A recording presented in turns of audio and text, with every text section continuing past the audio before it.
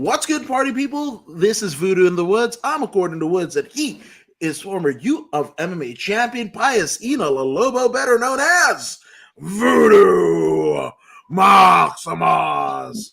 And my goodness, do we have, I mean, literally historic heavyweight, main events in the two biggest MMA promotions in the world, right? We have on one corner, we've got taking place on ESPN Plus at the UFC Performance Institute in Las Vegas, Nevada, the fight capital of the world. We got Sergey Spivak against the Black Beast, Derek Lewis, right? But on the other show, on CBS and Paramount Plus, not even Showtime, like CBS and Paramount Plus, they're putting this on the main channels. But we got Ryan Darth Vader against the legend that is Fedor, the last emperor, Emelianenko. My goodness. And this is going down for the heavyweight championship of Bellator MMA. This is just incredible. I can't believe it. This is, and it has been said, this is it for Fedor. Win, lose, or draw, either he wins and he retires like Vern Gagne with the title, or he loses and that's it, I just happen to have been there for the first one. Bader and actually there was Mitrione, right? Mitrione was the one that they got knocked out, right? Mm-hmm. Did Mitrione happen? Maybe I'm remembering it wrong. I think we were there for the first Fedor. Yeah. And so it was like the guy that is fighting right now. Yeah, Fedor Mitrione, and it was like the double knockout in Mitrione. I believe Ryan Lilly fought that day. That was my purpose for being there. Right, and then the other one was no, I'm sorry, Mitrione was NYC. Okay, I am remembering it wrong. So Mitrione was NYC. That happened in 2017, right? But Ryan Bader was the same deal back in 2019. That's the one that you were talking about, Ryan Lilly fighting. Shout out to Ryan Lilly, the Lion. He just picked up a win at Lights Out Extreme Fighting Championship. So shout out to that good sir. That's a good just brother right there. Too with W this weekend, this past weekend, doing his thing for the US. So it's a lot of combat sports, and again, headlined by two heavyweight fights. One a featured match between Spivak and Derek Lewis, and then the other a heavyweight title fight and a rematch that happened.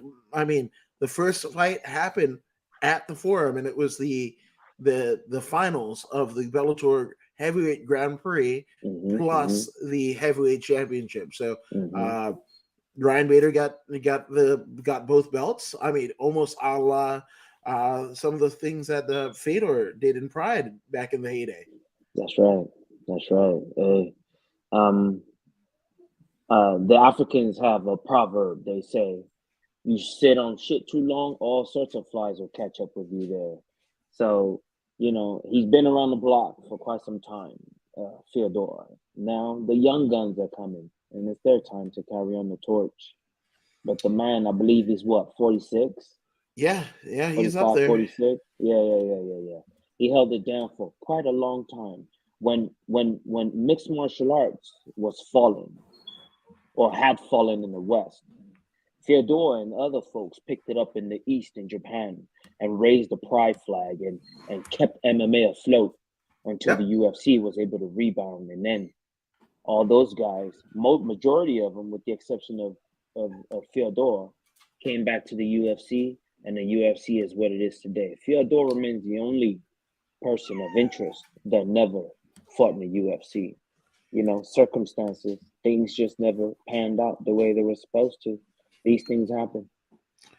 Yeah, they do. What could have been, but on this night, the stars align for Fedor and Bader to have one last dance with each other, and win, lose, or draw, it is Fedor's last dance. So that's right. This is incredible. So actually, to give the title fight its just due, right?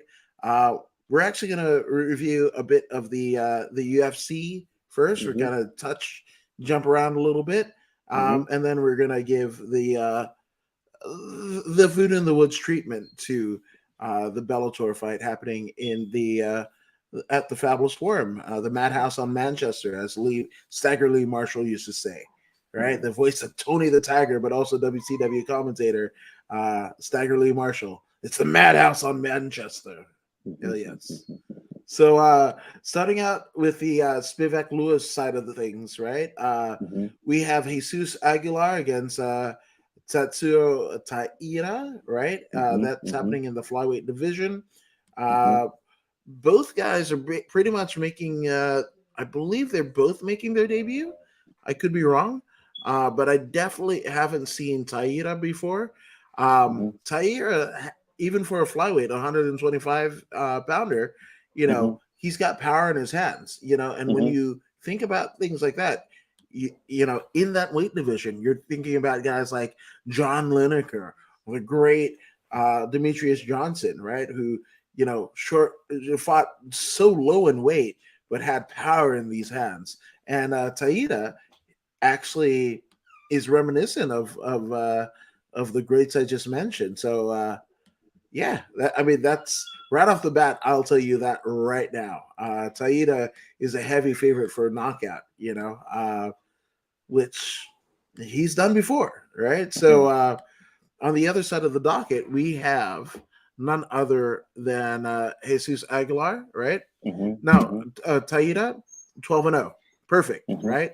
Jesus Aguilar representing Mexico, as Taida-san is representing Japan, right? Mm-hmm. Taida is 12-0.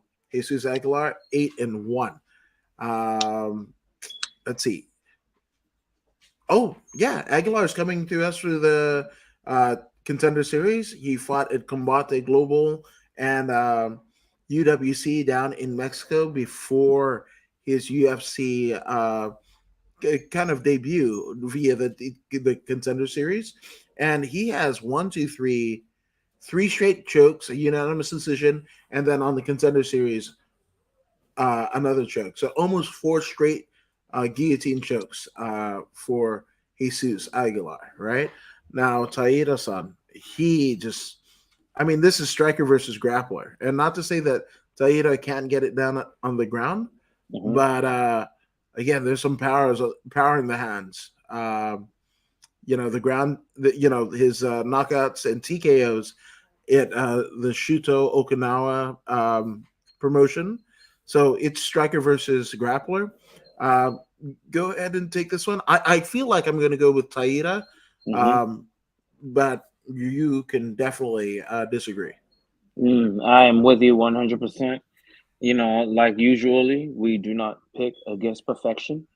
And this kid, yes, indeed, he is a striker, but he's also have a series of submission victories. So Mm-hmm. when you look at things, first of all, Tatsuro, he's got way more experience. He's ranked number 22 in the world.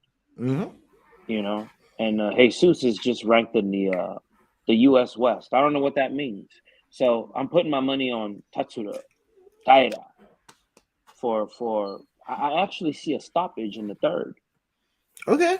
Yeah, To me, I'm like second round.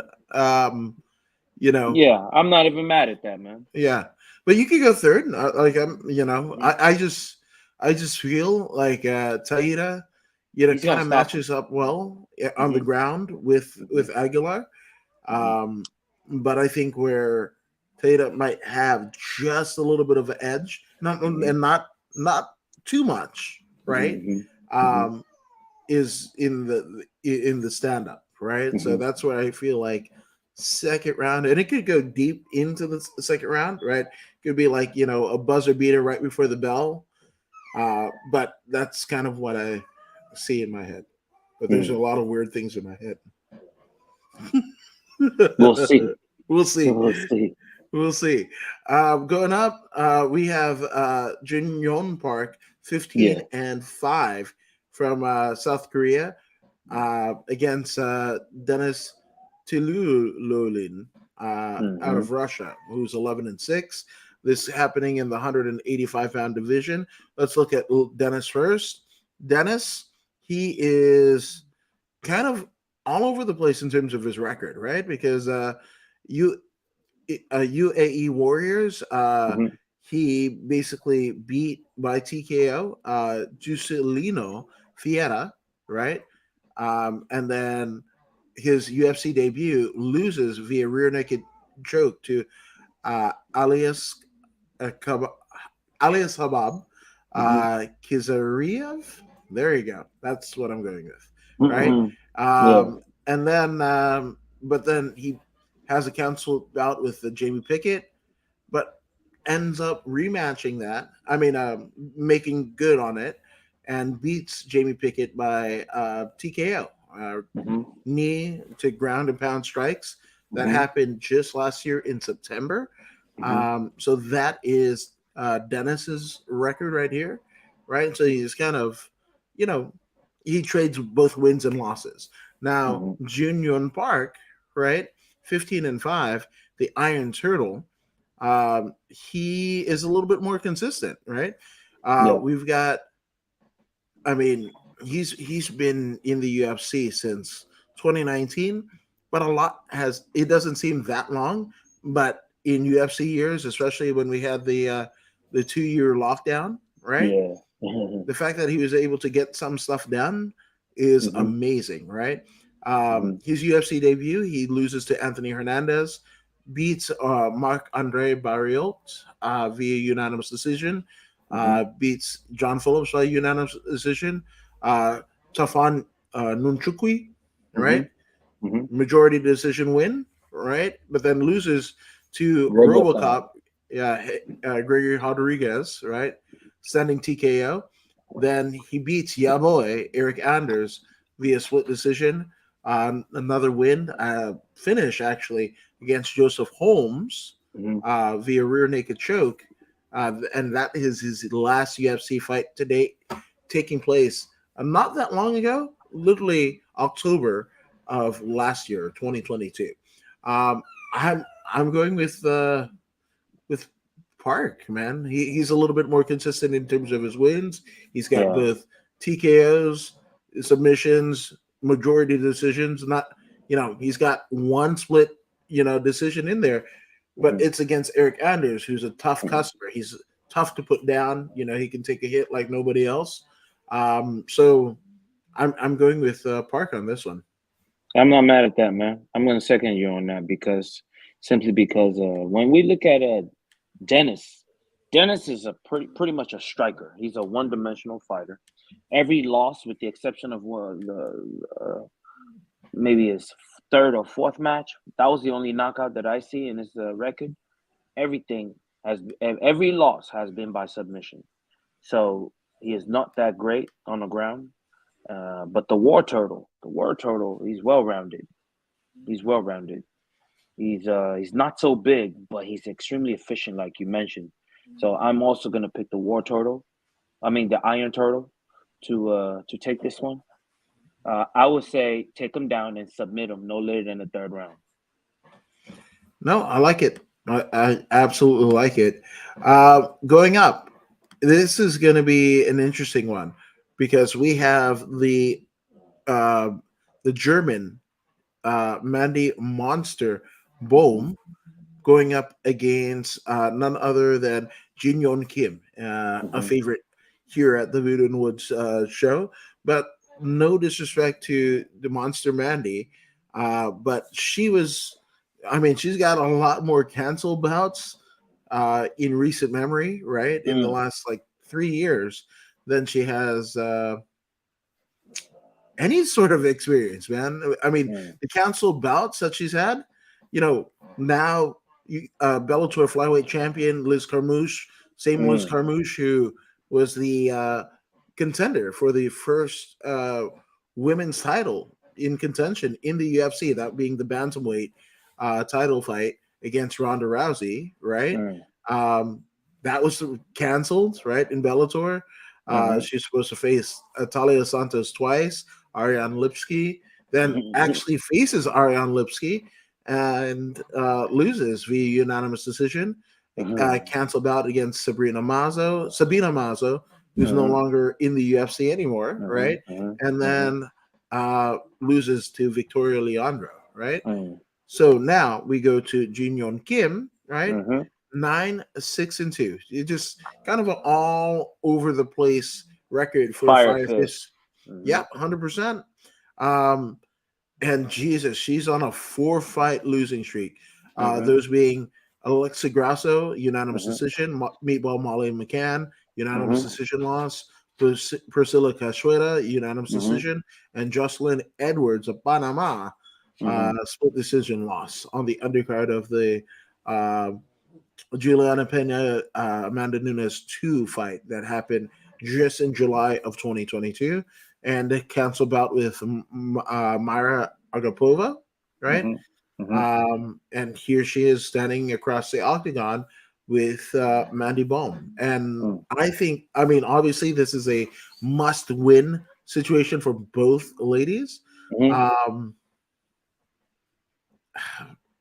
I thought I was going to go with Jin Yun Kim, but her record, I thought it was a little bit better than it actually is.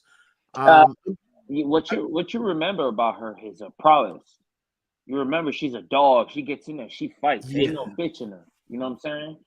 There's no chump in her at all. No. So if anyone's gonna get cut, it's gonna be the other one. Mandy Baum. This girl takes hard fights, man. The last time we saw her, I don't even know if you remember, she was in there against someone who was twice her size. Yeah. Someone in a weight class higher. Yeah, remember that was. I believe that was a Jocelyn Edwards or Cachueta. So after they rehydrated, Cachueta was way even bigger. Yeah, that was the one. Yeah, she was already done expanded, but Cachueta grew to be twice her size, and she still took that fight and took it into the third round. So she ain't no pushover. She's one of those people that the UFC likes to keep around. Like you said, look at all the losses. You know what I'm saying? Her fighting skills is so good. Yes, she loses, but these people are mostly bigger than she is. Right. Still brings the fight to them. You know what I mean? I mean, she went the distance with Molly McCann. Yeah, she lost by unanimous decision, but she went the distance. You know? It's always the distance with everybody. Split decision against Jocelyn Edwards. So I think she's gonna win this particular match. That's what I think, because she comes to fight and she comes to finish. It just so happens it hasn't gone her way in a long time. I think I truly believe the UFC is throwing her a bone right here. Yeah, I want to keep her around for a little bit longer, so I'm down with that too. I'm seeing her winning by unanimous decision. Her boxing's gonna show. Yeah, I'm actually gonna. Yeah, unanimous decision sounds right. I wanted to just be fair to Baum, to do a split decision, but no. I mean, I'm lying to myself. I'm giving her way too much credit, right? So Jin Yun Kim, unanimous decision. Hey, Baum is a cancellation queen, man. She don't have like 50 cancellation in the entire career. Like, what the hell? I ain't never seen something like that before. Oh, there's some Invaders record. There's some Invaders record, but we'll get to that. Much. Look at. Oh yeah, no, 100%. Not that. If we look at touchdowns to carries.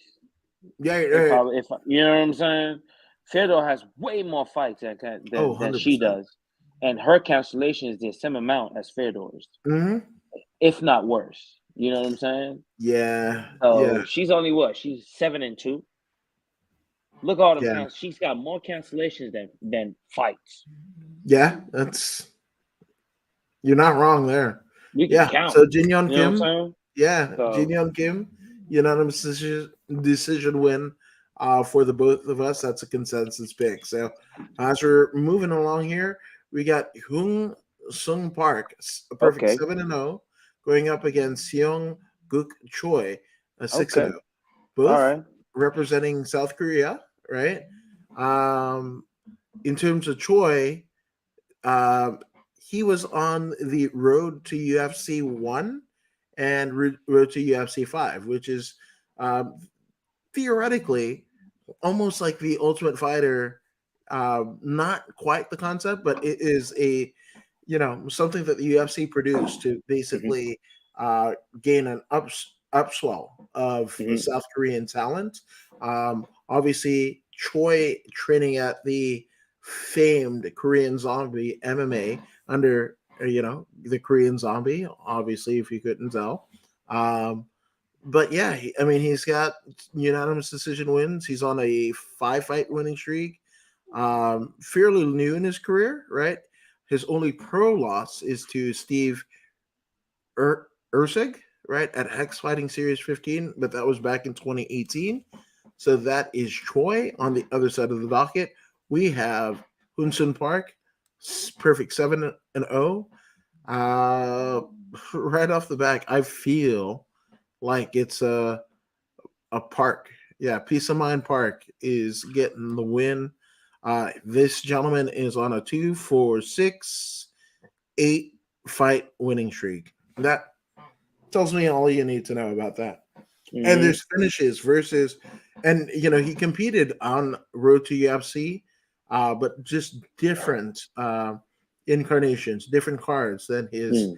uh, particular opponent on this night, right? So I'm gonna go. I'm gonna go Park, second round TKO.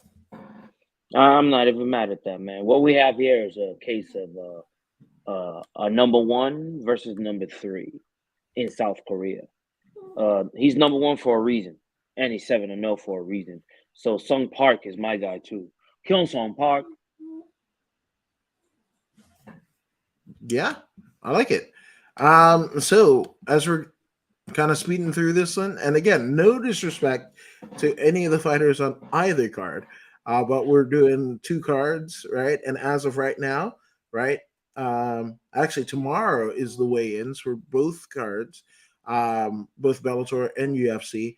So theoretically speaking, if everything goes to plan, we have a 12-fight UFC card, all streamed on ESPN Plus, and a 14-fight Bellator card, headlined with a world title fight of two legends, right? Mhm. And then probably some, dark, the post main events, as Bellator likes to do. The fights after the main event that basically has local talent to, test their mettle against, with a big crowd behind them. So those are feel good moments. But again, that's 36 fights if everything goes to plan. I'm sorry, 26 fight. No, wait. Oh, a lot of fucking fights. Over 30 fights is what I'm saying on the same day. So we're just kind of blazing through them. So we have Rinya Nakamura going against Toshiomi Kazama, right? Both from Japan. Uh, Nakamura is 6-0 to Kazama's 10-2. Obviously, the Okay. experience side going to Kazama, right? But let's look at Kazama's record, damn near spotless, right? And he's a veteran of Shuto as well as Pancrase, legendary MMA promotions, right? Pancrase, that was Minoru Suzuki and Matsukatsu Funaki, right? That's a King of Pancrase. That's where Gaijin like Josh Barnett and Bas Rutten cut their teeth and became champions. Gary Albright, it's just amazing, right? But with Nakamura, his only loss is to Shoji Sato, and that happened pretty quickly, 6 seconds in the second round. But otherwise, triangle chokes, arm locks, unanimous decision, heel hooks, ground and pound, twisters, armbar. Like homeboy has it going on. Every way Mm. you want to win, this guy's got it in his record. Now on the other side of the docket, his fellow countryman is Rinya Nakamura, right? The hybrid is a wrestler. He's a wrestler that has competed all over the world. I mean, his Tapology page is not even his fight, picture. It's him in victory, arms outstretched against a Mhm. sour-faced Indian gentleman. Uh, Represent in the Olympics. Olympics. So there we go. but he's undefeated, like we said. Veteran of both Shuto and Road to UFC. Um, yeah, and he's got punches. He's got submissions. He's got a unanimous decision win, KO, TKO, left high kick. So he knows how to get it done. Uh, I'm going Nakamura. I mean, Nakamura in wrestling is one of my favorite wrestlers, and Rinya could be my favorite, MMA Nakamura. Even though Shinsuke Nakamura actually competed in MMA, his stuff is on Typology. He's a legit. I'm just saying. But I'm going with Nakamura third round. TKO. First of all, we don't go against perfection normally, usually, Kazama, he's turned into an extremely good grappler, but my thing is wrestling beats grappling most of the time. That's why I'm going with Rinya Nakamura. Nakamura, his wrestling prowess will keep the fight on its feet, forcing Toshimo to strike, and that won't be his best case scenario. I believe he's going to get stopped, like you said, no later than the third round. Cool, I like it. Down to strikes, TKO, referee stoppage. Yeah, again, it's a battle of the countrymen, and it could go either way, but we feel pretty confident in the picks here. So we actually have South Korea's Jin Yeon Lee 9-1 against China's Za Yi. Right. Let's go with the South Korean first. The Korean Tiger is 9-1. Right. He also is a veteran of Road FC and Road to the UFC, as some of the counterparts that they have on this card that we talked about previously. But the Korean Tiger, he's on a 6-fight winning streak, and literally all the ways to win. Doctor Scott stoppage at Road FC, punches, unanimous decision, punch, armbar, right hook. He's just like he's in the Matrix. He's the glitch in the Matrix. He's figured out a way to win every way that you could in his professional career. Right now, he's finding the ever durable Za Yi. Right, 21-3, and well, it's either 21-3 or 22-3. Apparently, Topology don't know what the fuck is going on, right? But in any event, basically, Yi was on a 1, 2, 3, 4, 5, 6, 7-fight winning streak until WLF MMA 50 in 2021, where he loses to Kerry Maoli. Oh my goodness, I'm not even gonna go there. But yeah, it's all over the place, and it's a long. You don't get any of it. Kerry Maoli, Miyama Tutu, Hutu Heti, whatever. Yeah, sorry to the family of my chicken the Chinese chicken. You have a drumstick and you bring some chicken. That's what I got. But 7-fight winning streak, and before that he was on a 3-fight winning streak, then a loss. But geez, all this dude does is win. He's amazing, right? I'm going with Za Yi. Yeah, fuck, man. I feel like it's a submission. He gets it done by submission. Second I love round. that name. That's a cool ass name. And then he looks like a Power Ranger too. Look at him. Yeah, he does. Little outfit and his belt.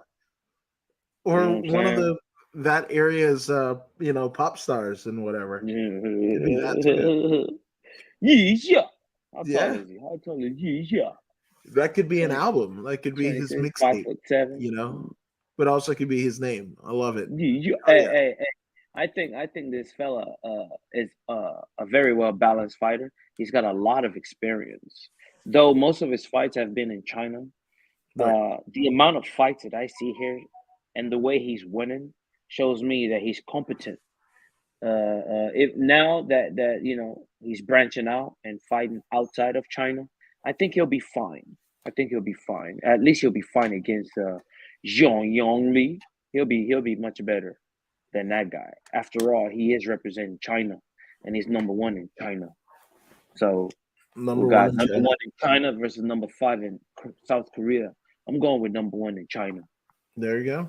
There you go. So we're going on. We have the Polish Jeka Saragi. Hmm. Yep, 13-2 against the 6-0 Indian gentleman of Ashul Jubli. All right. Okay, okay. We let's go with the Polish first. Actually, is he from Poland? King of Lions. Oh shit. Well, I mean He's from that India. that. Uttarakhand. Well, I mean, Uttarakhand. yeah, but he. It's weird. Maybe I don't know my flags because that looks like a Polish flag, but apparently it isn't because he's fighting out Uttarakhand. of Indonesia. India. Oh, Jubilee, you mean right? on the other side? Jubilee. Ashul, Jubilee.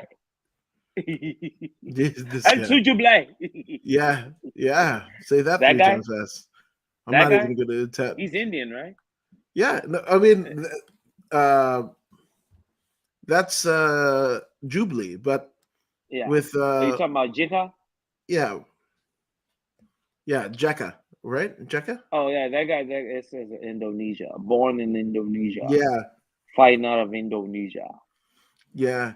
I love the fact that Jekka, his only loss as a Yeah. professional, actually his most recent loss as a professional, happens at the hands of somebody named Anga Hans. Uh-huh. Not idle hands, He had anger angry hands. hands. That's why he got toe tagged. Them anger hands. Yeah. He got this put on him. My hands are angry. You're not gonna like it when it's angry. uh, I'm just One saying. finger. Sorry. Sorry to the Hans family. The Hans family. It's so Oh man. Hey, where are they fighting? These names are off the it's hook, yeah, bro. it's Are they fighting somewhere in Asia or something? no, it's fighting the what is it? The Performance Institute in Vegas. Really? Yeah. They brought in all the foreigners for this one. Yeah, no. It's Lot of Asian fighters in this one. I feel like that maybe that's the the gimmick to try and beat out Bellator in terms of ratings, because I mean you really have to seek out UFC on ESPN Plus or Mm, just be flipping through your channels and watch like main ESPN or whatever. I feel mm. like putting it on CBS on a Saturday, right? The people that are gonna be home, you don't have to, figure out a way. You can get it on over the air antenna, or you can just watch it on Paramount Plus, and it's Fedor, right? So the people who know.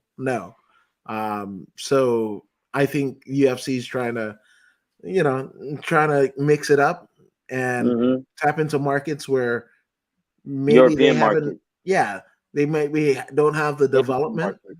that they do in like Canada or US or Brazil or Mexico and whatever. Yeah, And like, this is hey, yeah, you're right, man. This is strategic.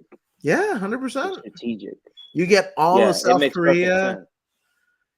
like in Look all these Japanese fighters Japanese, that bring out. Koreans, Yeah, Chinese, Russians, yeah, Polish, yeah. That's because Indians. there's gonna be a large majority of the Japanese fans watching Theodore's last match. Mhm. So this is a good way to steal some of those viewers. Yeah, 100%. Yeah, Number one but in their but hearts. but the UFC is like, man, we're bringing back Duho Choi. Now what? Yeah, no. Well, Duho Choi's in the house. yeah, yeah, yeah. At number 9. But before we get to that, I mean, you got Ashul or you got Jekka? This one's a tough one, but I think I'm gonna go with the Indian fella because he's undefeated. Yeah, Yeah. yeah, yeah, But yeah, we yeah. can go 50-50 on this one, man. I have no dog in this Well, race. I mean, check it again. So much like we say about we don't go against undefeated, right? But Jekka has more experience than Ashul. But the only Yeah. thing about that is experience is more hits, and that's another Mm. parable that we have here, right? So Yeah. fuck it, I'm just gonna go with Ashul, and nothing Mm. against Jekka, but it just kind of feels right. You know what I'm saying? Okay, so this is the fight, probably more so than any fight on the UFC side of the card. It's this fight that I'm most excited for. Let's go. You know why? Why? Because we got Yasaku. I know I'm gonna butcher the name, Kinoshita. or Kinoshita. Kinoshita against Adam Fuggett. Yusaku. We have Kinoshita against Adam Fuggett. He's a keynote shitter. But the other Like the guy is keynote Fuggett. speaker. He's a keynote shitter. But the other guy is Fuggett. Okay. Like, you want to Fuggett, fight the key? Kinoshita? Hey, they asked him, you want to fight the keynote shitter? He's like, fuck it. Fuck it. Dude, it was so funny because like AEW has this wrestler, Japanese wrestler named Kanosuke Right, Takeshita. right. Catch the But Kanoski?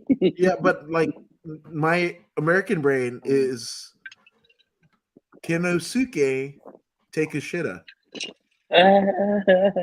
right? So the way that this plays out in my head, it is Kinoshita against Fuggett. Fuck it. I'm just saying. So let's go with Adam Fuggett, because Fuck it. he has the same first name as I, and I wish my last name was. I mean, Woods is cool, but if it were Fuggett, that'd be so much more cool. I think Mr. and Mrs. Fuggett.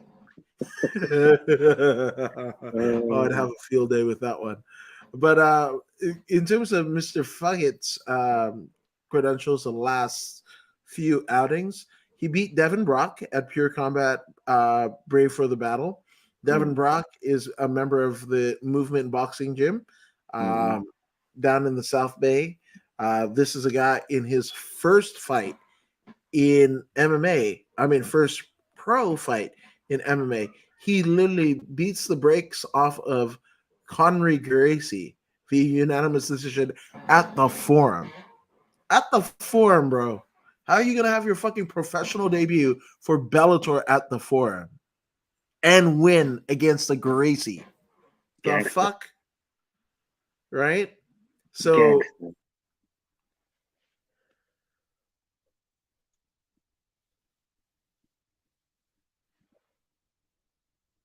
I closed the wrong tab. Okay. I Yeah. was like, wait a minute. So that's, I mean, Devin Brock is on here, right? I mean, Jesus Christ. The fact that Fuggett has Devin Brock, right? He's got, even if it's a loss, he lost to Nick Maximov at Submission Underground in Jiu-Jitsu. That is Chael Sonnen's promotion, right? And then he beat Solomon Renfo at LFA 125, right? Right. But then lost his UFC debut against Michael Morales, where he gets KO'd by punches, right? That's Mr. Fuggett. Now we're going to go to Usaki. Kinoshita, right? 6-1, right? He comes to us by way of Deep, Deep, the place where Victor Henry was a former bantamweight champion for Deep, a veteran of Pancrase, a veteran of Risen, right, and makes his UFC debut at Dana White's Contender Series back in August of 2022, and that was a TKO against Jose Enrique Sosa, right? Mm. Um, I don't know. I feel like Kinoshita, a lot more consistency. Hmm. I'm gonna go with him versus Fugit. Yeah, I think the Japanese fella's got hands. Hmm. I think he's got hands. He looks like a very strong, nice, light moving welterweight. So I think Fugger's gonna catch that Fugger ass whooping. I see a flawless victory, unanimous for Yusaki. No, 100%. I'm with you 100% on that one. So as we move up, we got the Canadian Kyle Nelson, 13-5 against Du Ho Choi, 14-4. Let's look at Mr. Nelson here, the monster Kyle Mm. Nelson. And he is actually on a two-fight losing streak. That happening via KO by Billy Quarantillo, and then a unanimous decision loss against Jai Herbert. But before that, he beat Polo Reyes via first round KO at UFC on ESPN Plus 17.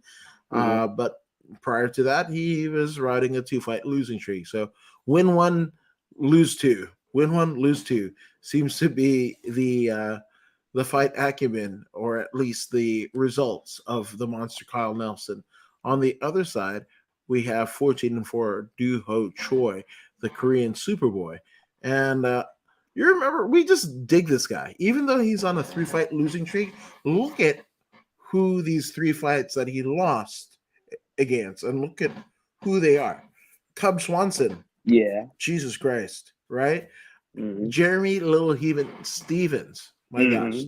Charles Air Jourdain. Hmm. That is Hmm. nuts. I'm going with fucking Korean Superboy all Straight day. up, man. Straight up. Not And even this disputation. Kyle Nelson fella called him out during the week, talking about this and that, and the Korean fella didn't even answer him.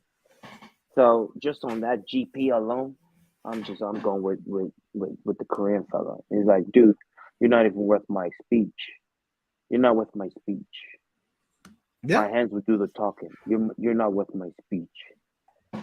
I got Do Ho Choi on this one. Choi Do Who or whatever. yeah.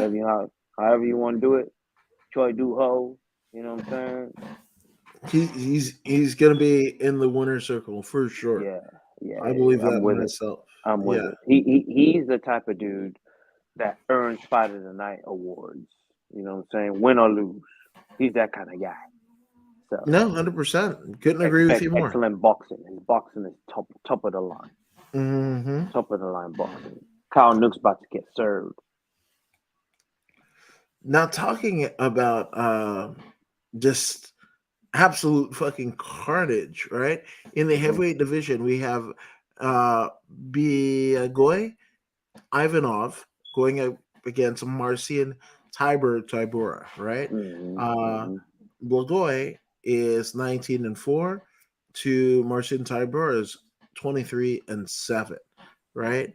I Hmm. kind of feel like I know where I'm going to go with this one, but I'm going Ty to go. Burris, man, all day long. Ty Burris, Yeah, Martin Ty 100%. Burris.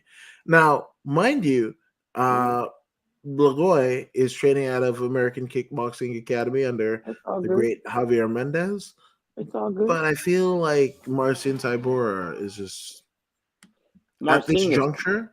he's classically trained. Yeah, You can see how efficient he is.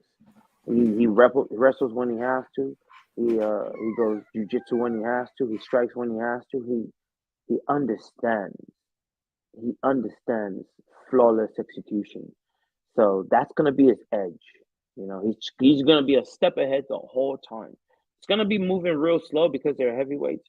You're not gonna see like fast twitch. It's gonna be an oak tree swinging by, whoosh, whoosh. But Tiberius will be ahead of him the whole time, and he's gonna outfight him. Worst case scenario, he gets a split decision, but I think he can unanimous this, if not get a submission. there you go. Voodoo is spoken, right? So here we are.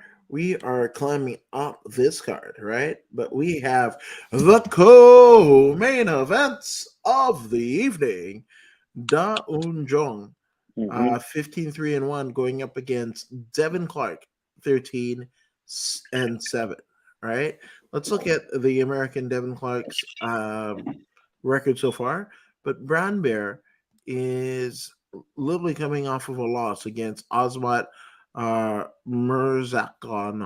Mm-hmm. That's what it is. Absolutely. Mm-hmm. Where he gets TKO'd. But prior to that, he faces William Knight and he fucks up William Knight with elbows and hooks, kind of a TKO, right? But Right. prior to that, on a 2-fight losing streak against Anthony Lionheart Smith and Ion Kutalaba, or as I like to say, Cute Labia. Ion Mm. Cute Labia, right? Um, to me, Da Un Jung has, a lot more He's got the skills. good. He's got Hell the good. yes. So He's got the I, good. I can't say anymore.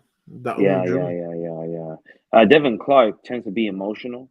Mm-hmm. He lets his emotions get a hold of his mind, so he's Right. unpredictable in that space. Daong Jung Daong, excellent hands, excellent footwork. That's why he's number 19, and Devin Clark is 40 Yeah. in the world. There's levels to this, and Daong Jung is a couple of levels ahead. Uh, Daong by beautiful piecing them up, serving them up like flapjacks, Mm-hmm. and and and and and and rounding things up with a stoppage. I see a stoppage in the second round. Yeah. I didn't like it. Fucking love it, man. Yeah. 100%. So we are at the main events of the evening in terms of the UFC, right? But we have the 15-3 Sergey Spivak going up against the 26-10 Black Beast Derek Lewis. Let's look at Spivak and what has led him to this particular moment. But the polar bear, he had some stuff going on, but Mm-hmm. look at look at who Spivak has on his record, right? Wins Mm-hmm. over Tai Tuivasa, Carlos Mm-hmm. Felipe, Jared Mm-hmm. Vandara, Mm-hmm. Alexei Oldman Olenek, Mm-hmm. right? Loses to Tom Aspinall, but then rebounds to TKO Greg Hardy and Augusto Sakai, right? Mm-hmm. Now on the other side, we have Black Beast Derek Lewis. Now, no matter what he does from here on out, he can win the UFC title tomorrow, and everybody's just gonna scream out, "My balls are hot!" Straight Right? up. That's it. That's classic Derek Lewis. I'm actually gonna go with Spivak on this one. I don't. Mm. I just think like technically, it's Spivak is a lot better on the feet, right? Especially on the ground. Yeah, yeah, and yeah, if Spivak takes Derek Lewis to the ground, right, and Mm-hmm. Derek Lewis doesn't play the part of Francis Ngannou, how you just kind of strip your way out of things or whatever. She doesn't Mm-hmm. employ that. Ooh, it's not good. Um, and again, I want to pick Lewis. I really do. He's fun, exciting to watch. Mm-hmm. But Nice guy. yeah, yeah. I feel like Sergey Spivak, just figures out a way to set the traps and let Derek Lewis kind of fall in line. So I'm going with Spivak. I don't even Uh, care how it happens, and I'm I'm not not even just mad at that, man. yeah. I'm not saying I don't like Czech. I dig it, but Derek Lewis, yeah, Derek Lewis, man, shit. I I hope he would. doesn't get cut. I He's wouldn't entertaining mind. enough. No, he ain't gonna get cut. I Yeah, wouldn't mind. I wouldn't mind being wrong about about I would love to see Derek Lewis win. Is pretty much what I'm trying to say. yeah, But I wouldn't mind to see him win, even though I'm picking Spivak to win. I wouldn't mind to see Derek Lewis win this one He's put in some good work over the years. I mean, we see classic names, man. Thiago Santos was in there. We got Matt Mitrione is in there. Sean Jordan is in there. Yeah, Sean Jordan. Yeah. You know what I mean? Roy Nelson is in there. Travis Brown is in there. Mark Hunt is in there. Ty Burris, Francis Ngannou, Alexander Volkov, Daniel Mhm. Cormier, Junior Dos Santos, Eli Latifi, Alexei Olenek. I mean, Yeah. Curtis Blades, Cyril Gahn, and the list goes on. He's fought the very best in the world, man. And you know, things get to a point where you know you run into some guys that immovable objects, man. And without that ground game, I don't know what Derek Lewis can do. But I would love to see him win. But smart money says Sergey Spivak by submission, if not ground and pound referee stoppage. Yeah, I'm not mad at that either. Yeah, not at all. So now we are floating over to the Bellator card, and it's 14 fights. We're not going to touch on all of them, and that's no disrespect to Yeah. anyone on the card.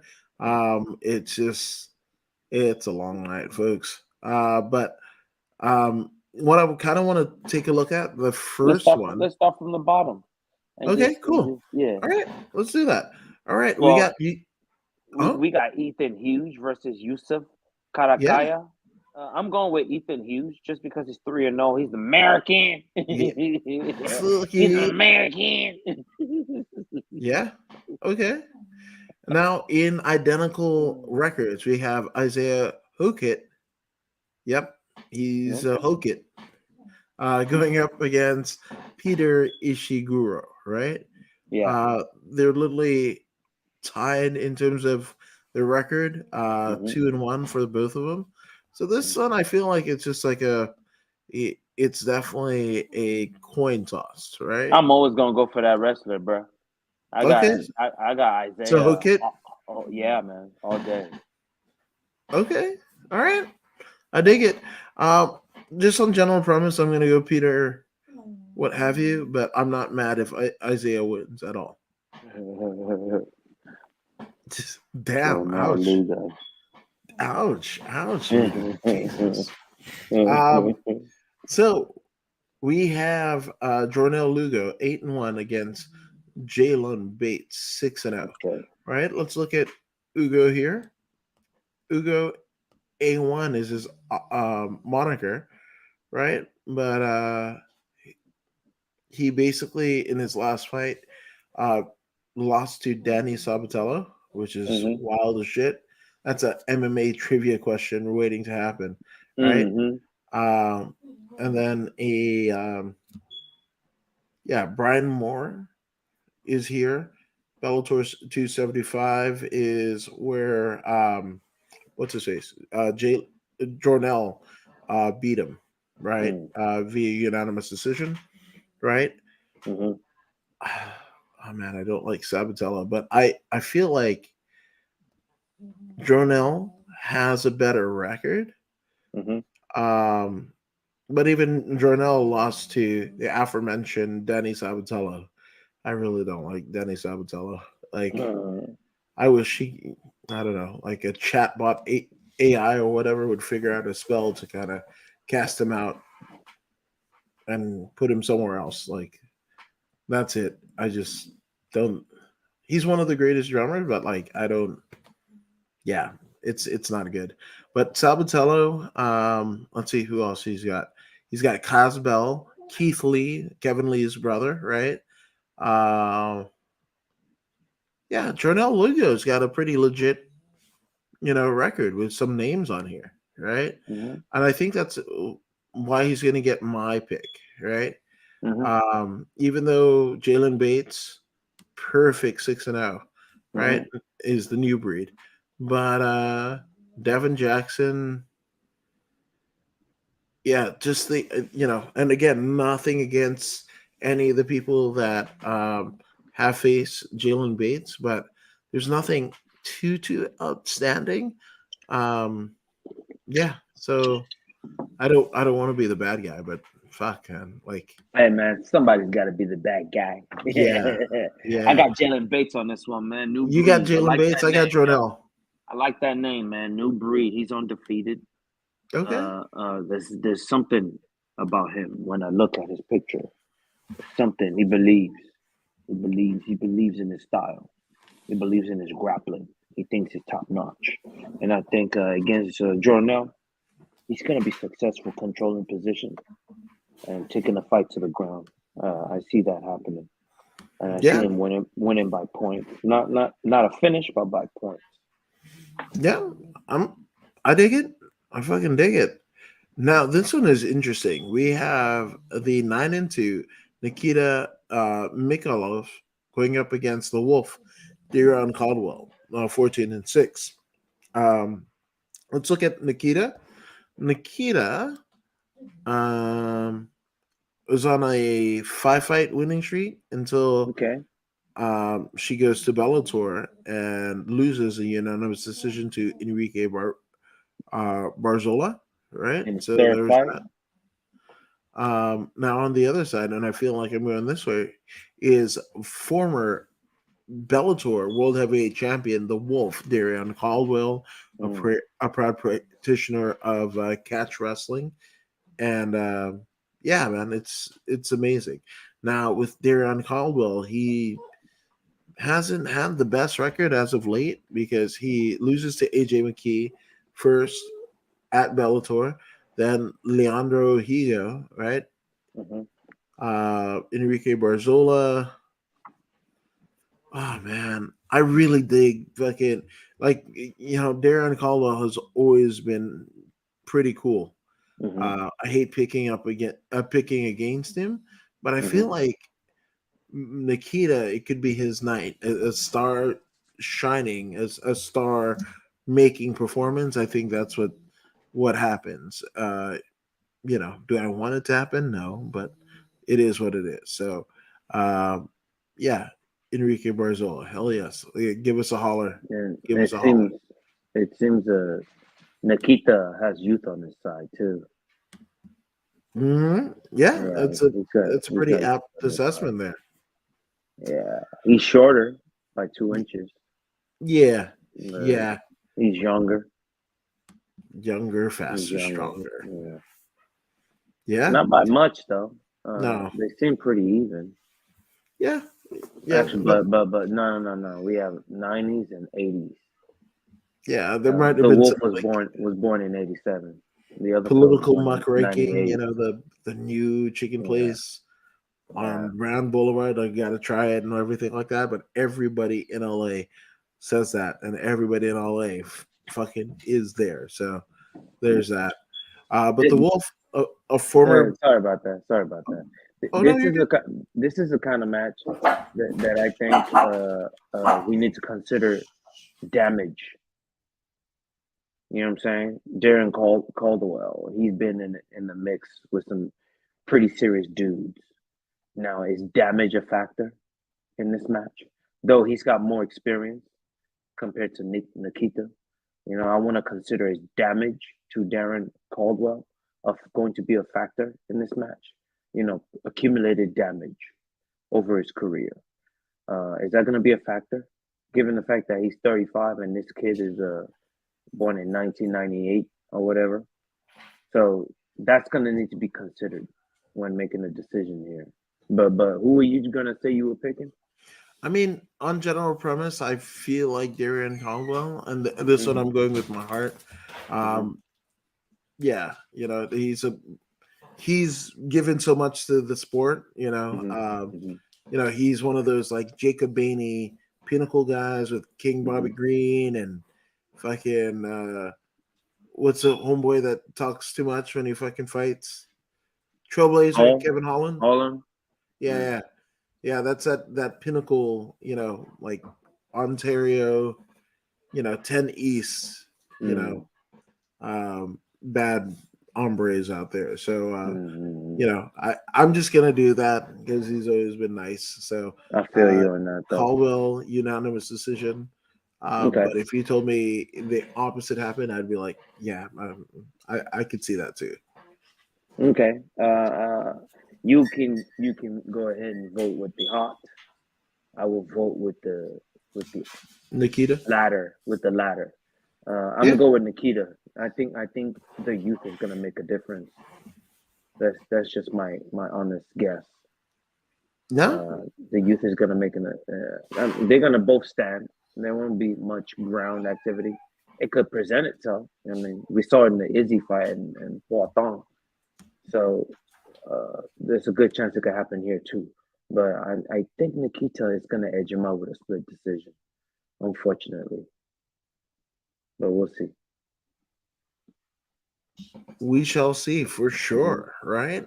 Hmm. Now, going up, we got none other, and this one is interesting. In the women's flyweight division, we have Diana Asaragova, right, who's a perfect 5-0 against Alejandra Lara, 9-6. Let's go with the Russian first. Um, Pantera has basically beat. Oh, she's the one who her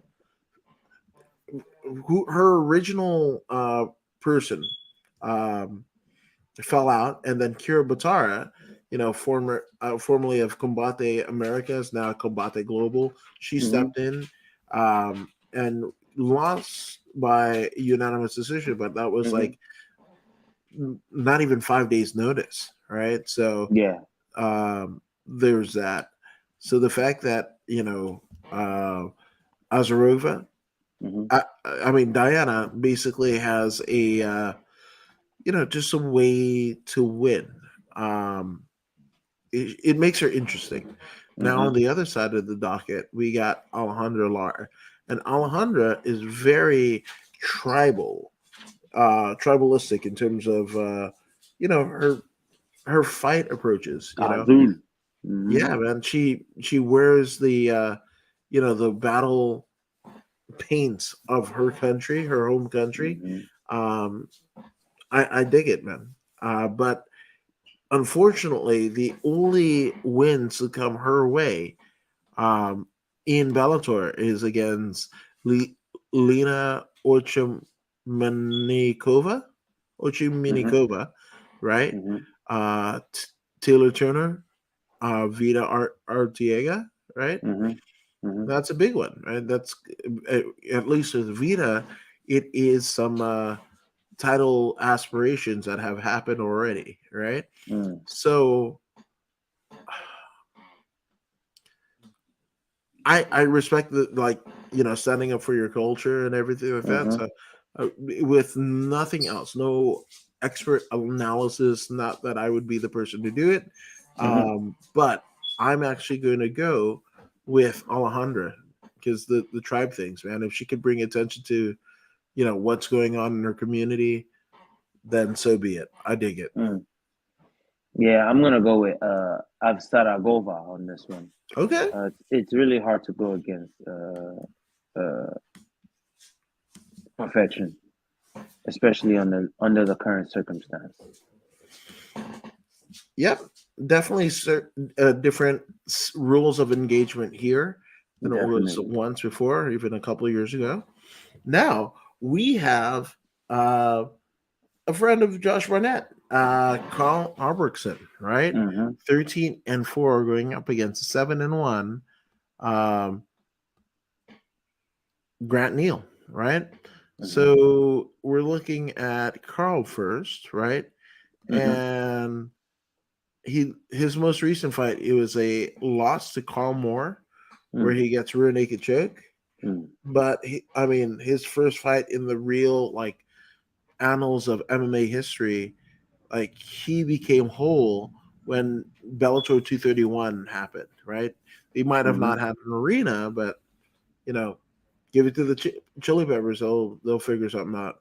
Um, Albrechtsen, man, he is a guy who is a proponent of catch wrestling and CSW Pancrase gym in Sweden.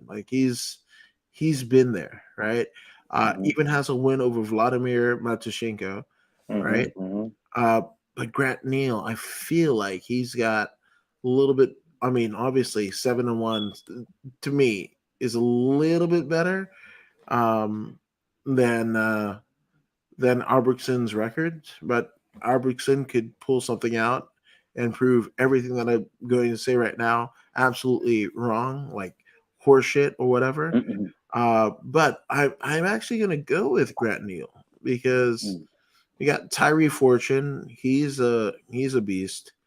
And there's a couple names that I don't recognize, but it's not for me to recognize.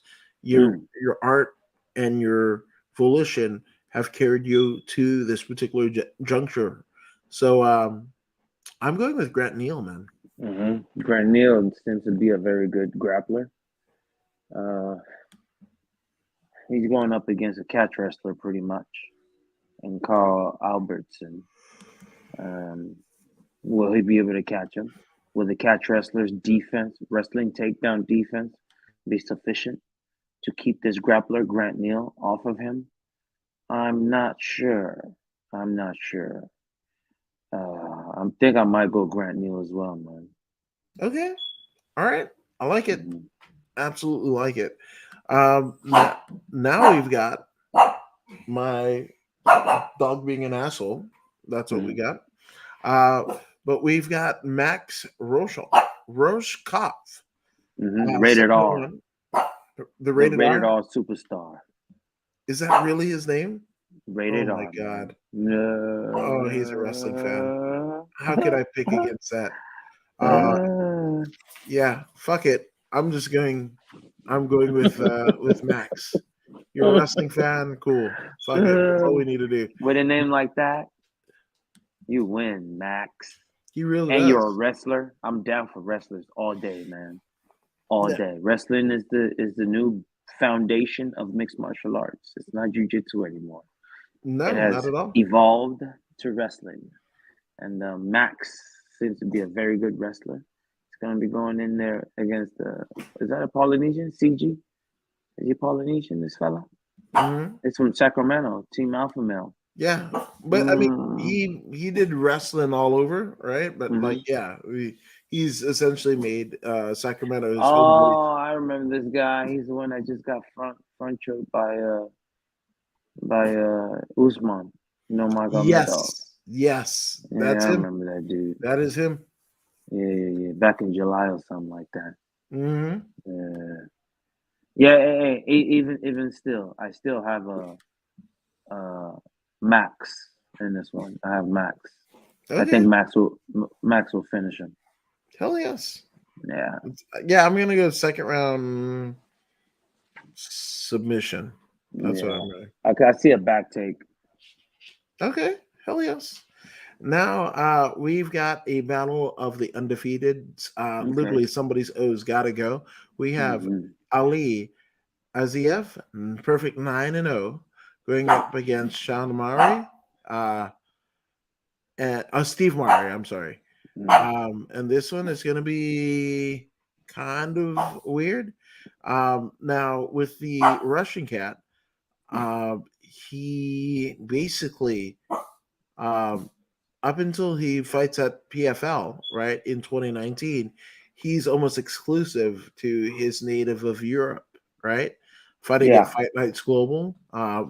So he's one of Fedor's guys, you know. Yep. That Yep. that's what it is, you know. Yep. We got Fedor, right? And but Mhm. what do we have to do to get Fedor? We got to get all of his students on the card that are ready. So this is one of it. But I'm not saying that that is the sole reason. I do believe that you know Ali basically got his credentials and all of his propers the right way, whatever that means, right? So Mm. let's go over to Steve Morey. Morey is, let's see, he had a canceled fight against Tyrell Fortune, right? Lost to Nick Rodriguez at the Fury Pro Grappling 3 event back in 2021. But then prior to that, he was like all straight up violent gentleman stuff, right? So, um, Jesus, the Raheem Cleveland win, right, and the fact that he finished him, Mm-hmm. that says a lot to me. Mm-hmm. I'm going to go with Mari. I think he's got a lot more to gain versus loss. Okay. And I think this could be a dogfight, but I'm going Mm. I'm going with Mari. Whenever it turns to dog fights, man, I think them Russians are tougher. I They're think they're built tougher. differently. Yeah, I think Ali will outdo him by split decision. Hmm. It's gonna be probably fight of the night right there. Yeah. No, 100%. I don't disagree with you there. Now we have uh Akhmed Magomedov, right? A Mm, perfect 10-0 going up against the homie Henry Corrales, who's 20-6. Now Ma, Medov, mm-hmm, um, there. I mean, he's been in here with Kevin Bohm, mm-hmm. supposed to have a fight with Kai Kamaka, Okay. um, and he's just got a lot of names that I cannot pronounce. Um, but let's say they have it in St. Louis. Let's say they have one more fight in her, and they take it takes place in Florida or somewhere close where Ozzy could do whatever semblance of the concert that he could still do and still sing and still be the Prince of Darkness. I'd rather that. But Ozzy's help is first. Now I Yeah. say all that to say, right? Ahmed Magomedov is he's one tough hombre, and he's Mm-hmm. going. But here's the thing: Henry Corrales. Jeez, talk about fire in the hands. That's Jeff Neal. Jeff Neal has figured it out to make sure regular nominal shit looks just epic. So shout out to Tony Khan and the brass and everything like that. But let's go back to the fight, right? Mm-hmm. I'm biased. Fucking, let's do Henry Corrales because he used to share the same studio as the Gym Crashers back in the day. So, Mm. um, yeah, I'm going with Henry Corrales. Corrales, veteran of the sport, veteran of Bellator. He's loyal to them, 1,000%. Um, when I first joined Instagram, I used to talk to him on Instagram.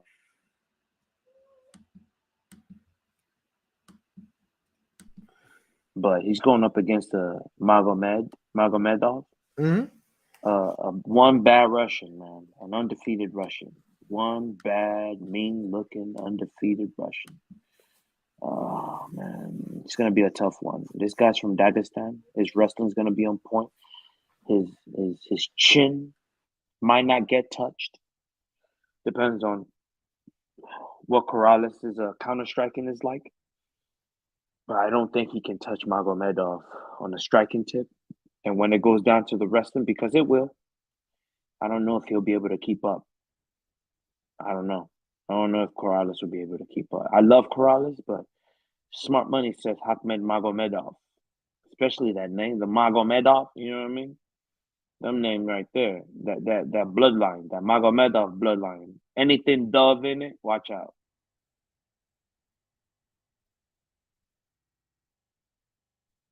Nope, you're completely right. I couldn't have said it any better myself. So we're gonna go another familiar name. We have none other than Lorenz Larkin, 24-7, going up Yeah. against Muhammad uh, Berkhamov, right?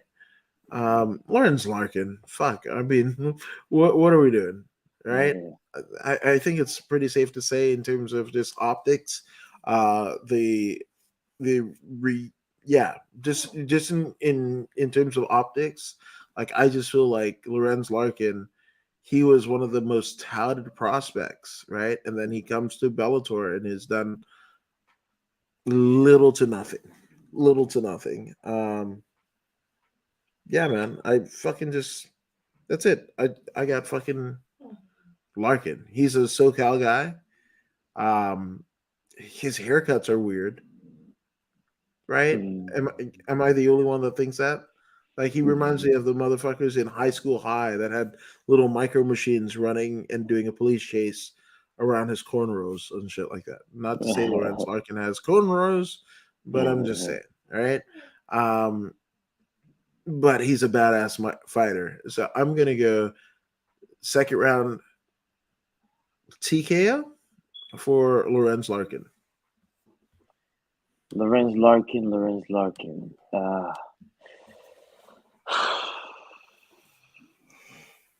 Cherkis. Cherkis is 29 years old. 7-5 win streak. I told you he's got major hands. You know, Russians like to throw hands. But he's got to see a guillotine choke. Oh, man. Wait. Him and Larkin have fought already.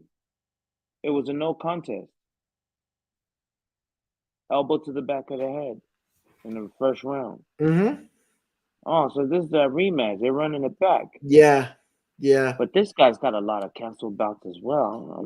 Is does. it that they're so scared of him, or he's so formidable? What's going on? I think it's both. I All think these it's both. cancellations, man. He's got a lot of like Yeah. dynamic shows. We got darts, But how many on names ball, though? anaconda, Bravo choke. What? Yeah. Anaconda, triangle. He's great off his back. Armbar submission, and he can knock suckers out. Come on, man. That's a that's Yes. that's a wrestling wrestler.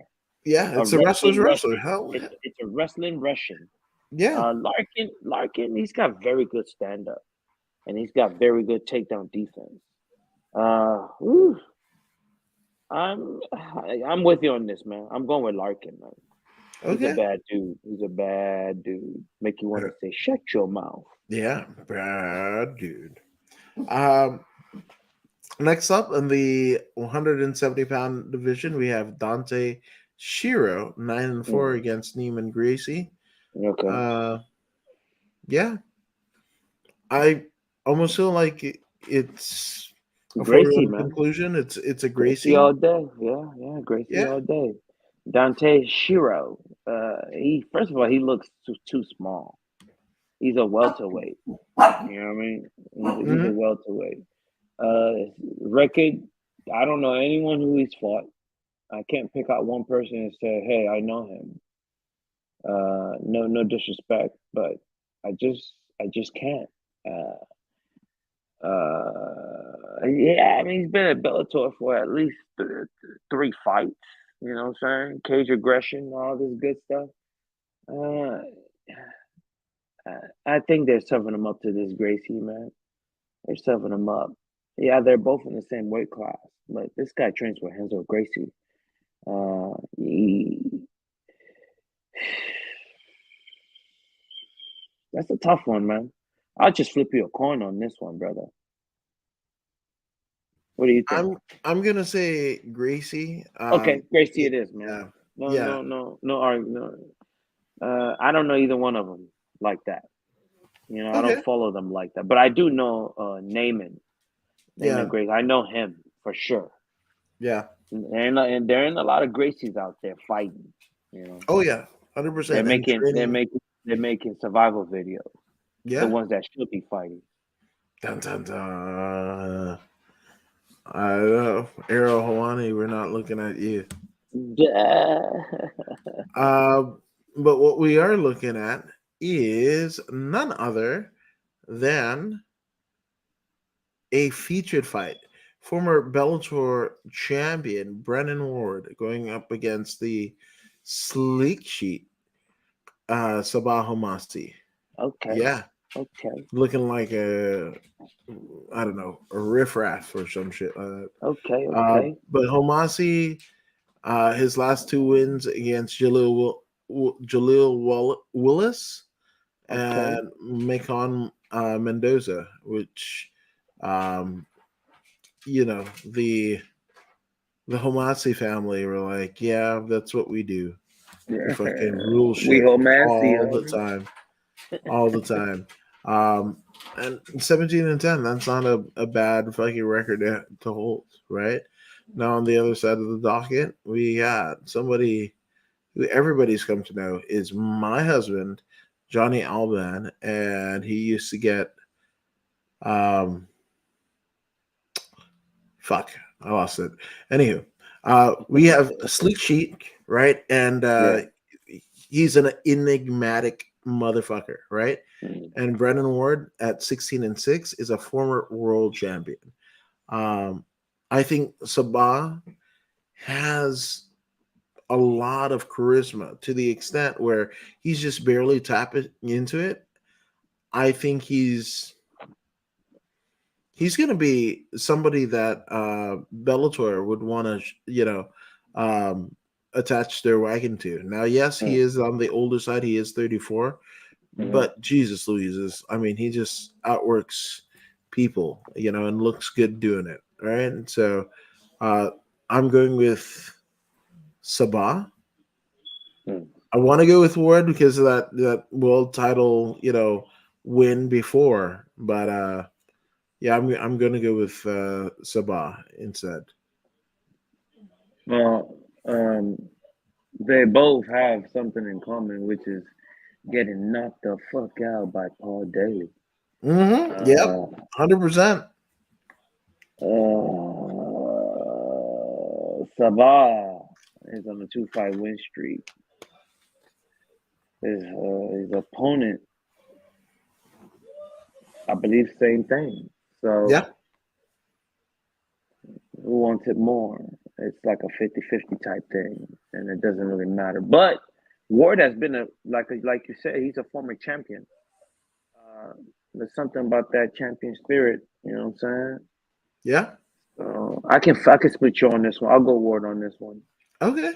I like it. I like it. As long as somebody's picking and giving the respect to a former world champion. So I dig it. So thank you Yeah. for letting me off on that one, good sir. Now we are at the co-main events of the evening. We have the 13-3 Anatoly Tokov Mm-hmm. against uh, literally Johnny Elbin, who's a perfect 12-0, right? This Mm-hmm. happening for the vacant Bellator. Actually, it's not vacant at all, but this being contested for the Bellator MMA Middleweight Championship. Let's look at Antoli, right? Mm-hmm. Antoli, in terms of who he dated or whatever, like, yeah, it's not accurate. Um, let's see. I don't know. Like, I almost feel like Tokov, right, is in a kind of weird position, right? Because you would think that he's one of Fedor's boys, right? Right. And he's in a title fight, right? Right. Um, but what happens if he wins but Fedor doesn't, or vice versa? Hey, Fyodor better pass all the rest of his knowledge right through this fella because he's already proven himself to be a winner. That's what Okay, needs to happen. You know what I'm saying? It's a wrestler. It's American wrestling versus Russian combat sambo. That's what it is here. We have right. a combat sambo versus American wrestling. I just got my money on the combat sambo, man. You know, even Okay, though he's on a 7-5 win streak and he's lost before, I think the level of competition that he's seen fighting them Russians at ACB and Platforma, right. M1 Global, and Fight Route, Liberty Cup, M1 Challenge, and all this Russian promotion. I think those fellas on that side of town, uh, Raisin fighting where's Grand Prix. He's in a Grand Prix. He win Grand Prix, absolute championship. Burkett. I mean, just diverse, diverse experience. And then he comes to Bellator and he's just smacking folks left and right, Mm-hmm. undefeated in Bellator. Taking no I think names. he's seen. I think he's seen the worst of the worst already. I think he's seen more than Johnny Eblian has seen. The human cheat code he calls himself. Uh, he beat Gegard Mousasi in his last outing. Yes, he did. I wasn't very impressed by his victory, his performance. I wasn't impressed. Okay. Yes, he won by unanimous decision, but uh, I I'm not happy with taking the belt like that.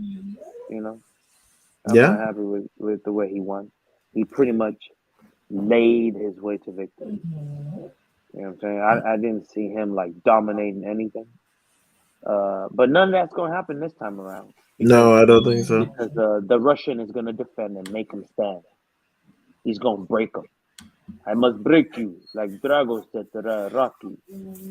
The human cheat code will be figured out this weekend, and he will be smashed. He's done in the fourth. There you go. I dig it. I dig it. Now we are at the main events of the evening. We Mm-hmm. have former Pride and Pride Heavyweight Grand Prix, Pride Mm-hmm. Heavyweight and Heavyweight Grand Prix Mm-hmm. um, recipient, none other than the last emperor, Fedor Emelianenko, right? 40-6. But he is, you know, things are kind of weird, kind of sketch. But Ryan Bader, who is the reigning and defending, you know, street performer, whatever. Um, Bader is the guy who will, and he already has, put an end to the illustrious career that is Fedor, right? Um, I want to believe, even at Fedor's advanced age, like he could handle Bader, but I know It's that wrestling. I'm smoking on the hopium, right? Like I want Fedor to retire and take his ball and go home and shit like that. He can't do that with Bader unless Bader tries to fix a fight or some shit like that. Mm. Um, I, in my heart I want Fedor to win, but I'm going to pick Ryan Bader. So Yeah, that's how that's I'm gonna smart. go. Hey man, Ryan Bader goes back to he starts off his career at 2000, in 2007, where all he did was ground and pound folks. He still does kind of, but he's got. I remember he had that one hit a quitter, but his main thing was to out wrestle and outwork you because he had a great cardio. He took out Kyle Kingsley in the Ultimate Fighter house, Tom Lawler, Elliot Marshall, Vinny Magalash. What happened to Vinny Magalash anyway? Well, Vinny Magalash got taken out. Then he's in the UFC, taking suckers out left and right. He even got in there and knocked out Keith Jardine. He got in there against Rogelio Nogueira, not the big Nog, little Nog. John Jones whooped his ass. Tito Ortiz whooped his ass, but he got back in there. He beat Quentin Rampage Jackson. He beat Brills. He lost to Lyoto Machida. Quick knockout. But he knows how to win. He doesn't have to knock you out. If he gets an opportunity to knock you out, he will. Don't sleep. He's got power in his hands. He will. But the thing about him is he's a grinder. And he's going to grind Fyodor to a crisp. And then he's going to finish him with ground and pound. The referee's going to come stop it. That's just what you're going to witness. Even though Fyodor is one of the very best ever. Some people say that he is actually the greatest heavyweight of all time. Um, I think that whole notion of the greatest this and the greatest that, the champion this and it's all an illusion. It's an illusion. No one ever truly owns this title. It's a title that changes hand too often. You know. But when we go over and we look at Fyodor, you know, Ring Russia in 2000 was when he began his career. He took out a few dudes. Then he went on Rings Japan. He got in there with the likes of Ricardo Arona. I remember when he fought Choyushi Kosaka. He got cut. He was on route to killing this man, and then he had a big cut. The guy headbutted him, and he had a big cut, and they stopped the match, and he lost. He didn't really lose because he got beat. He lost because he had a huge cut. And then, he came back, went back to Russia, actually, Russia, not Japan. Uh, he took it. He took it for a while until he came over to Pride in 2002, where he faced Sammy Chill. He put hands on Sammy. He put major hands on Sammy. Pride 21 demolition. Sammy Chill is this big, giant, tall kickboxer. I believe he was in the UFC in the beginning too. He used to wear them gi pants. Yeah, he Yeah, was. there, Yeah, yeah, that was. 100%, Yeah, 100%. yeah, yeah. But by the time he fought Fyodor, I don't believe he was wearing those gi pants anymore. He started Right, wearing kickboxing pants. right. But he got hands put on him because Fyodor was on fire back then. A lot of people thought he was using, the Russian supplements, but it was never proven. Heath No, Herring allegedly, was that supposedly, cowboy. nobody's trying to get sued. Yeah, he put hands on that cowboy, man. Heath Herring. But the greatest performance in his career was against Antonio Rogero Nogueira. The fight against Nogueira was the one that took him into the stratosphere. Mm-hmm. That first fight was phenomenal. And then, he got in there with Fujita. Fujita put him on skates. He's he was, but he was able to maintain and then come back Mm-hmm. to choke out Vegeta. Gary Goodrich, he whooped his ass. Yuji Nagata, Yuji got knocked out. Mark Coleman got served. Kevin Randleman damn near broke his neck, but he came back and Kimura Mm-hmm. Kevin Randleman, finishing him. He beat Ogaya. He had a no contest against Nogueira. Then they came back. He won by unanimous decision. That was it because he had beaten Rogerio two in a row. Kosaka again. Uh, uh, Definite stoppage in the first round. Then he fought Mirko Krokop. Then Mm-hmm. that's when we saw him elevate to the next Elevate, level against yeah. Krokop. He came in there against Krokop. He took major damage. Mm-hmm. Orbital fracture. His whole eye was black. Mm-hmm.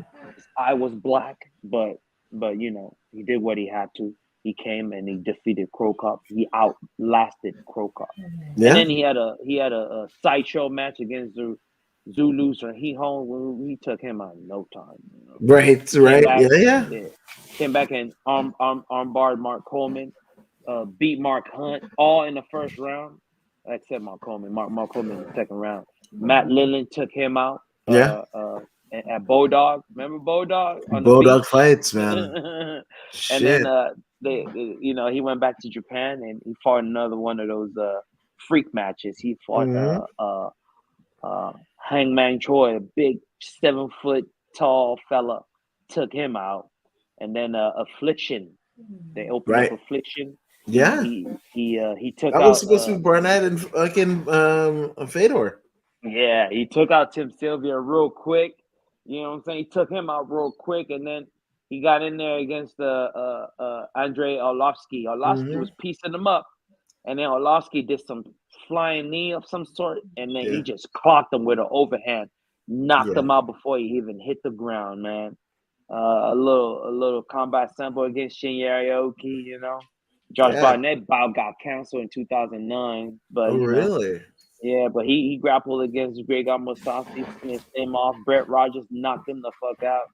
He lost him. Oh, His first yeah. loss Brett came to yeah. at the hands of Verdum at Strikeforce back in 2010. It was so disappointing to see him lose. And then he got caught up under Antonio Silva, Bigfoot Silva. He got caught up under him. He couldn't get out, and then he Mm-hmm. got Yeah. grounded and pounded Yeah. to oblivion. Dan Henderson was getting his ass whooped until he did a little wrestling move and caught him with an uppercut, putting his lights out. And then they threw him a bone. They threw Jeff Munson at him. Jeff Oh, yeah, Munson used yeah. to be a monster back in the days, but He at this still time he was is. yeah. Not at this time, man. He was already out of shape. He Right. wasn't that killer that he True. was back in the UFC. Satoshi Ishii, took him out in Dream. Pedro Hizzo, too old to be fighting in 2012, even though he's a legend in his own right, from a Yeah. UFC champion, I believe. Many matches against the actor. Take Taker. No. Hulk Hogan. No. The UFC champion, the one Brock beat Frank from Mir? Vegas. No. From Vegas. Old man with the cauliflower ear. Expendable. Oh, fucking Randy Couture. Randy Couture, man. Pedro Yes. Hazel and Randy Couture, man. The matches were beautiful to watch, man. Mm-hmm. Singh got mopped up. Fabio Maldonado got doo-wop. He got Ooh. doo-wop. You remember He Fabio? didn't fall, man. He didn't fall, man. For some Yeah, reason, he didn't Maldonado fall. is the one that went over to fucking Russia for Fight Night Global. That was the one Yeah. that they fucking broadcast on ESPN Plus. I mean, UFC Plus. Yeah. That's Yeah, the that one, was that man. fucking That's the night. one. And Yeah. then he ran into Matt Mitrione in New York, man. That was another KO loss. That one was pretty sad to see.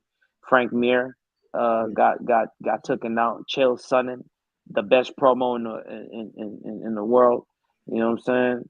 At that time, he got taken out, and then he got in there with Ryan Bader.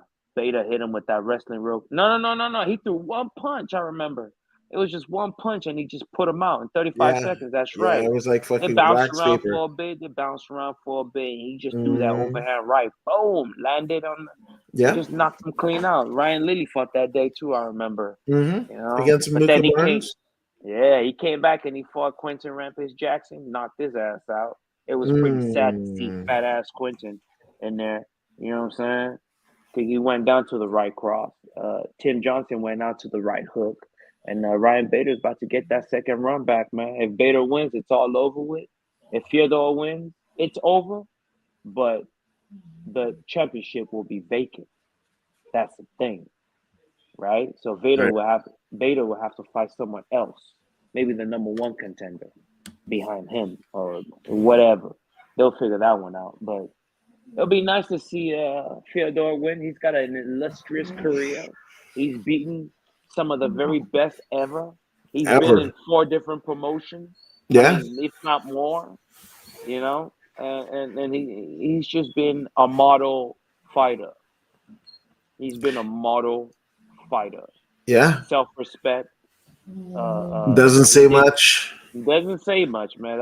That's one thing that was so mystique. That was his mystique. He never Hmm. used to show any emotion, expression. No, he doesn't laugh. It's all glory to Jesus.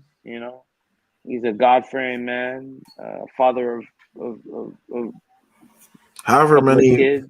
Yeah. You know what I'm saying? And He's his just fucking brother, the little brother, is even crazier than fucking Fedor. that guy is a straight up mafia, Yeah. mafioso. You know what I'm saying? He doing this thing. Alexander is Yeah. he's paid his he's Emelianenko. paid Hell he's paid yes. his he's paid his dues to Hmm. society. You know what I'm saying? Yeah. No, man. Fedor, one of the greatest of all time. And a lot of people are like, oh, well, how can you say that? Whatever the fuck. He was never in the UFC. But the era in which Fedor competed and realistically, he was a trailblazer, man. Like, and Yeah, the shit that he was doing, not everybody did. Now everybody yeah, does that shit and whatever. Um, yeah, Fedor, man. Like, it's an end of an era, regardless, because we know that last walk, that's gonna be it. That's yeah. no matter how many times we play it on YouTube and shit after it drops or whatever, it's not gonna be the same. She's even if she stays there. I mean, even if Fedor stays there, and it's like, let's say he's an advisor to Bellator or whatever, it still won't feel the same as his last fucking walk for a heavyweight title and shit like that. That's some field of dreams type shit, right? And he was able to do it. So I fucking love it. And Mick Mhm. Mac says, "Hey, sorry, baby, fell asleep. It's 7:30 p.m. there on Friday night, and let's just party." I'm kidding. I'm too old. I'm watching crappy Netflix movies. It's 12:40 a.m. over here. Yeah, man. Yeah. So over there, whether it be over here in Inglewood, California at the Fabulous Forum, or Yeah, over there in Las Vegas, Nevada, there's some heavyweight fights that are fucking taking over. Realistically, this is the weekend of the heavyweight. So I feel like I'm heavyweight right now, but I digress. Voodoo, where can they find you on the socials, bro?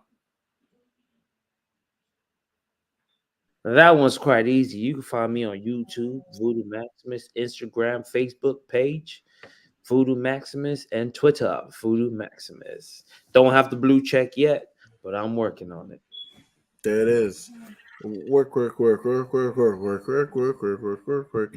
I'm According to Woods, and you can find me literally on Facebook, YouTube, Twitch, and Twitter. So you can find the principal podcasts, much like this one here. Obviously, the Voodoo in the Woods podcast page on YouTube and Facebook, as well as the bodyslam.net channels there. So go ahead and check those out. Go ahead and ring the fucking bell so you can be abreast of everything that happens here. I said abreast, and McMac says OnlyFans. Love it. But we will be watching some semblance of MMA pretty damn soon, and we invite you guys just to come here and just talk and think about the wild world that is MMA. Yeah, man. So you guys be good. Have a great weekend, and we, my friends, are eat. Oh, wait, wrong. I had it. I fucking had it. I really did.